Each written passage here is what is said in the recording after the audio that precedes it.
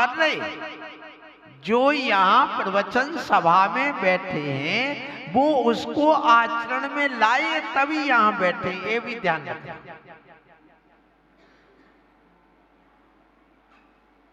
अब यहाँ देखो, यदि कोई व्यक्ति पीएचडी कर ले तैरने के ऊपर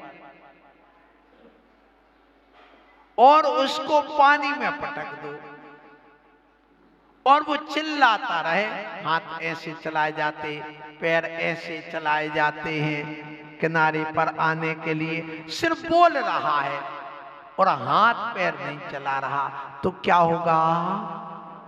डूब जाएगा।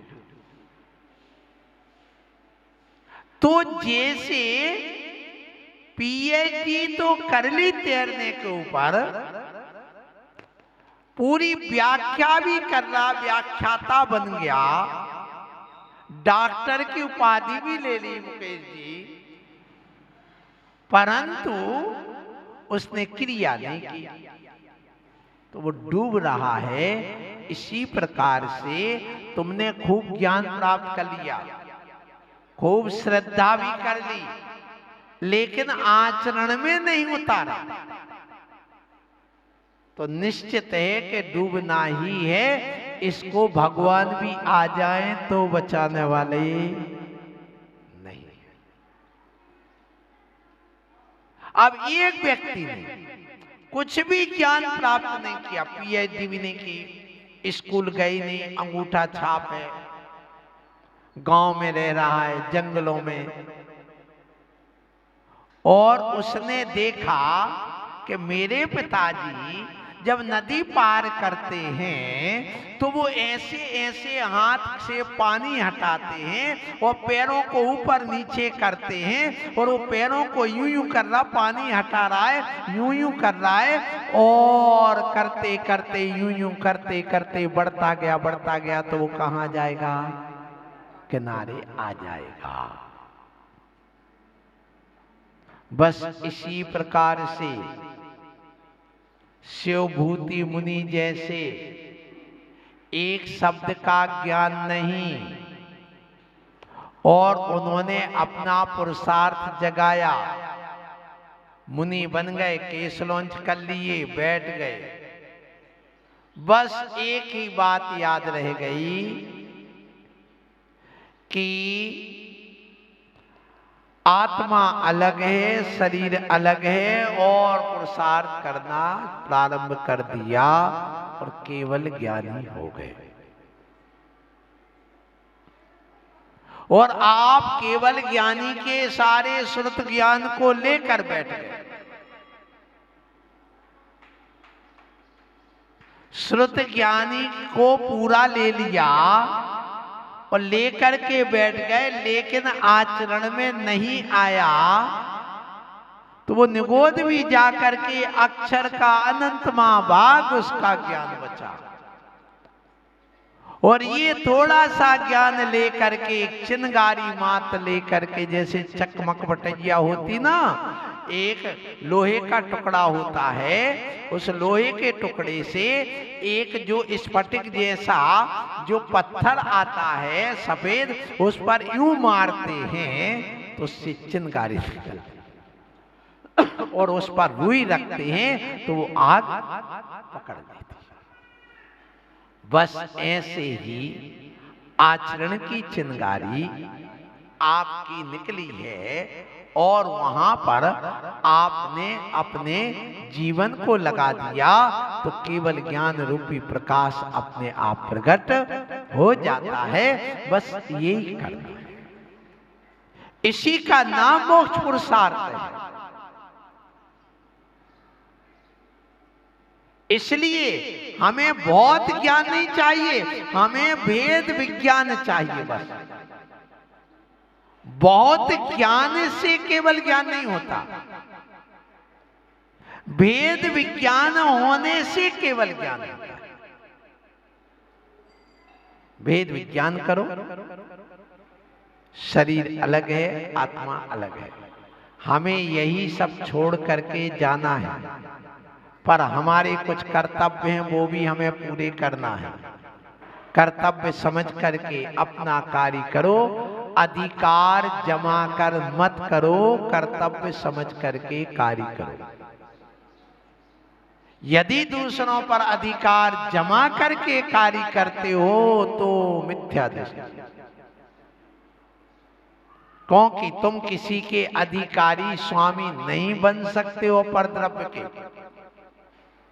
तुम अपने अधिकारी बन सकते हो। लेकिन तुम कर्तव्य तुम कर सकते हो। कर्तव्य करने वाला ज्ञानी और दूसरों पर अधिकार जमाने वाला अज्ञानी, बस इतना ही अंतर है। तुम अधिकार जमाते हो कि कर्तव्य का पालन करते हो। मुनि महाराज अपने कर्तव्य का पालन कर रहे हैं। धर्मशाला में आए, बसती का है, बस रह गए। तुम्हें भोजन लिया, तुम्हें भोजन कराया, कौन सा ज्ञान अमृत का उपदेश दे दिया। कर्तव्य किया, तुम्हें मानना सो मानो, नहीं मानना सो नहीं मानो।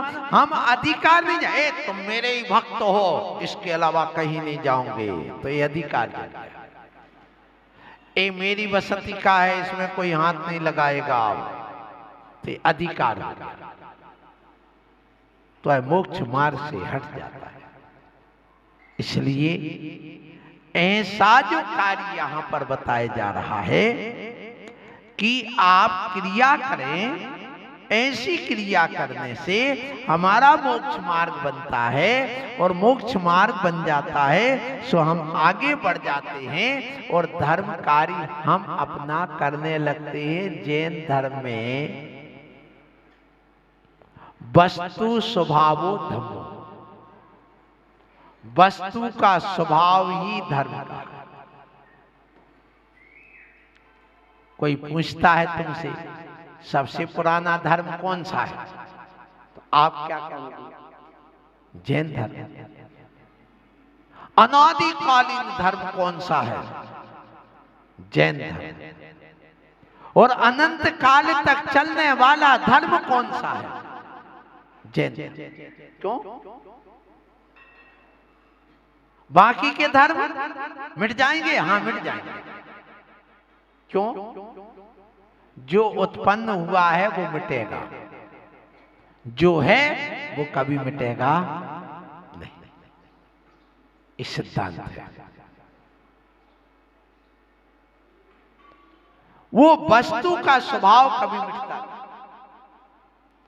आत्मा संवेदनशील स्वभाव वाली है, सुख दुख का संवेदन आत्मा को होता है, विभाव से पर का भी हो रहा है, पर द्रव्यों के निमित्त से, और स्वभाव से अपना होता है। वो संवेदन मिटेगा नहीं, ज्ञाता दिष्टापना मिटेगा नहीं। जब नहीं मिटेगा तो धर्म भी नहीं मिटेगा।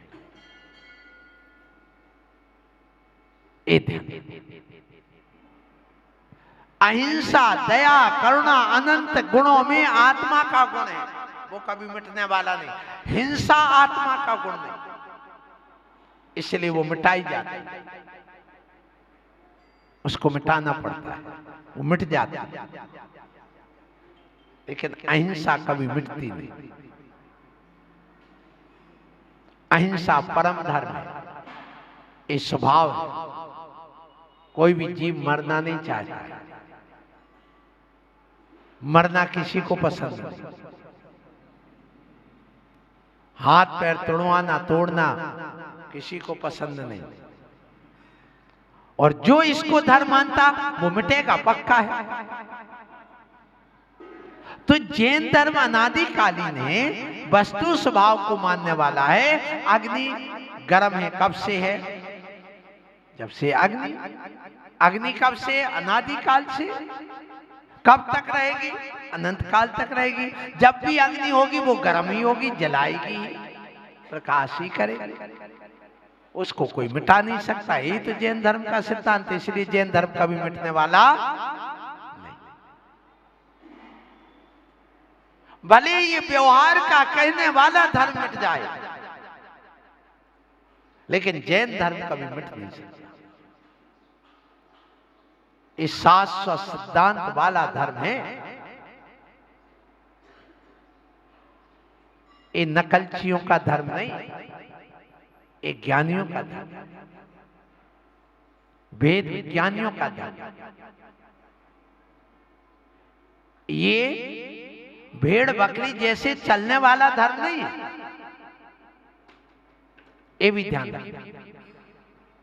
इस धर्म को आप ये समझो, हमारे यहाँ का अहिंसा तुम्हें पसंद है कि हिंसा पसंद है? बोलो। हिंदू है तो उसको क्या पसंद है? गाय भैंस बकरी भी है, उसको मरना मारना पसंद है क्या? नहीं है। तो अहिंसा तो धर्म है, सबके लिए प्रिय है, इसलिए तो सबका है। जैन धर्म किसका है? जो माने सो उसका है। इसी प्रकार ये बताओ, क्रोध करना तुम्हें पसंद है किसी भी जीव को कि क्षमा भाव पसंद है? बोलो। क्षमा भाव ये तो वस्तु का धर्म है, तो ये हमारा धर्म है। सरलता प्रत्येक जीव को पसंद है कि छल कपट पसंद आता? बोलो। सरलता, तो ये सरलता धर्म है, यही तो जैन धर्म है। इसलिए प्राणी मात्र का धर्म है। ये बताओ, झूठ बोलना पसंद है कि सत्य तुम्हें पसंद आता है? तुम भले झूठ बोलो, लेकिन तुम्हें कौन पसंद है, सत्य बोलने वाला कि झूठ बोलने वाला? सत्य बोलने वाला। इसलिए धर्म है, यही तो जैन धर्म है। तो ये प्राणी मात्र का धर्म है, ये कभी मिटने वाला नहीं। ये मंदिर मिट सकते हैं, ये दुनिया मिट सकती है, लेकिन धर्म कभी मिट नहीं सकता, क्योंकि नेचुरल है, स्वाभाविक है। उस नेचुरल चीज को प्राप्त करने का ही उपदेश दिया जाना, और कुछ नहीं। उसी वास्तविक द्रव्य को प्राप्त करने के लिए, उस सत्य का उद्घाटन करने के लिए, उस स्वरूप को उद्घाटन करने के लिए मुनि बना हूं, खाने पीने के लिए नहीं। भले कोई कुछ भी, तुम्हारी आंख में कुछ भी दिखे, लेकिन अपनी आंख साफ होना चाहिए, बस। यदि ऐसा है तो बहुत अच्छा है। बस मैं ये कहूंगा। आप लोग ऐसे इस जैन धर्म को मानने वाले, पर द्रव्य से पृथक अपनी आत्मा को प्राप्त करने वाले बनो।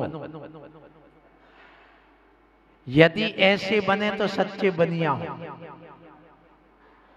बिल्कुल। यहां पर यही आपको ये बताया जा रहा है, जहां पर दो वस्तु का मेल हो जाए वहां अशुद्धि है, और जहां वस्तु स्वतंत्र रह जाए वहां बस शुद्ध है, संयोग नहीं। दूध अपने आप में शुद्ध है, पानी अपने आप में शुद्ध है, दोनों को मिला दो तो अशुद्ध। तेल अपने आप में शुद्ध है, डालडा और घी भी अपने आप में शुद्ध है, और दोनों को मिला दो तो। मिट्टी अपने आप में शुद्ध है और पानी अपने आप में शुद्ध है, दोनों को मिला दो तो कीचड़ बन गया, तो क्या बन गया? अशुद्ध हो गया। तो संयोग ते दुख मनेक भेदो। जहां संयोग है वहां अशुद्धि है, जहां संयोग है वहां दुख है। इसलिए उस शुद्ध चीज को प्राप्त करो। आत्मा के साथ में राग देश मोह आदि ये परिणाम लगे हुए, ये लग जाने से अशुद्ध हो गया। आत्मा के साथ ये शरीर 5 प्रकार के लग जाने से ये शरीर, ये आत्मा अशुद्ध हो गई। इससे पृथक करो।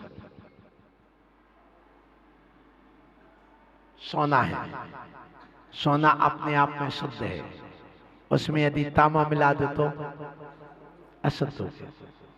सोना खान में पड़ा है पत्थर के साथ में, तो वो अशुद्ध है अभी। अब उसको पीस करके छान करके आप निकालिए, शुद्ध कर लो, तो बस अब कोई बात नहीं, हो गया। इसी प्रकार एक खान में पड़े हुए उस लोहे के, उस सोने के समान पत्थर में जो सोना पड़ा हुआ, उसके समान हमारी आत्मा इस शरीर में है। उस आत्मा को उस सोने के समान अलग करने का पुरुषार्थ जगाओ, इसी का नाम मोक्ष पुरुषार्थ है। और यदि नहीं जगा पाते हो, जैसे आप लोग गाड़ी चलाते, में छोटे में गाड़ी चलाता था, सीखा नहीं हो, चलाने लगे, अब गाड़ी बंद करना नहीं आया, कैसे बंद करते हैं अब ध्यान ही नहीं। तो अब कैसे बंद करोगे? बस नीचे से पेट्रोल बंद कर दो,